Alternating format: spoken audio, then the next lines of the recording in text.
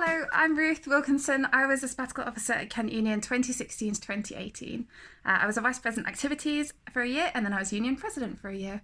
I'm currently working as a community fundraiser for a children's charity, which is amazing. And my role as officer really helped me get that job and really helped me be good at my job, hopefully.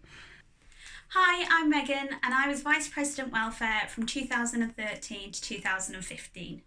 I now work in higher education policy. I decided to stand as an officer to make a difference. I'd had such an amazing time at university, particularly Kent Union. I think that was what really helped me feel at home at Kent. I really wanted to make sure that Kent Union could reach out to more people and help more people have an amazing time. So I stood to be an officer because I wanted to make change. I'd been a part-time officer for 2 years beforehand, and I felt that I had more to give. I had some campaign ideas that I wanted to share with students, and I wanted to leave my mark on Kent Union and the university. What I wanted to achieve when I started being an officer was really just improving Kent Union in any way that I could, help it be more transparent to students, help students understand better what we do, but also make some fundamental changes around things like running campaigns like Zero Tolerance campaign to sexual harassment. So what did I achieve? I wanted to make positive change. I wanted to run campaigns that made real differences for students, and actually supported their student experience, made it better, regardless of their financial situation, or any kind of disability support or other support that they needed. I wanted to make sure that they had the best student experience. What I felt was my best achievement. I think the most fun I had and the best thing that I achieved while I was an officer was taking on the Zero Tolerance to Sexual Harassment and Assault from my predecessor Rory, and keeping the campaign running. And then was really lucky and really excited to get some funding from the Police Crime Commissioner to run an accreditation scheme to get nightclubs and pubs in Medway and Canterbury to learn about sexual harassment and learn how they could prevent it, which was so important for me. So my biggest achievement was probably getting the extension of the Rutherford and Elliott tenancies from 31 weeks to 37 weeks at no additional cost. And in my re-election campaign, everyone was like, "Oh, you're a Rutherford and Elliott girl," like I was some sort of college superhero. But it was really positive change for students, for international students, those from lower income families, and care leavers that couldn't necessarily go home on holidays.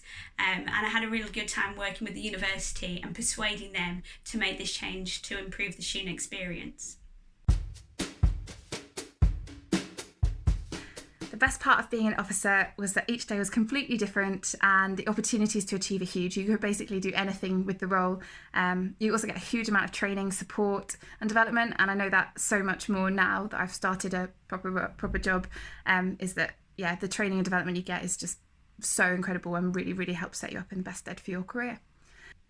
Best part of being an officer, I think you get to work with the other officers are just fantastic, and the staff and the student volunteers. You learn so much from each other, and you can make really, really positive change, really big change, but also having an absolute blast while doing it. It's a really fun environment, and so every day was different and every day was really fun. What was the most unusual thing I did as part of my job? There was loads of really random things that I probably couldn't list them all, but I just have one memory of Gemma Collins saying she wouldn't drink from a Kent Union glass because she was afraid she would catch something because she doesn't trust anything at any universities. So that was nice of her. Most unusual thing I did was probably a day trip to Poland. We flew out at 6 in the morning and flew back at 10 o'clock in the evening, but that was to go to Auschwitz for the day, and it was a heavy day, but I learned a lot, but that was probably my most unusual thing. What did I learn that helped me in my career? This being an officer helped me so much in my career, and I know it's going to continue to help me as I go forward. It gave me such skills and experience, but the most important thing I think is strategic ability to look at everything as a big whole and not get too bogged down in the detail. That made such a difference to me, because it means in my current role, I'm not just looking at exactly what I need to do, I'm looking at what the whole team is achieving, and hopefully helping everyone get there, which makes a massive difference if everyone's thinking like that. And that's really helped me get reward in my current role.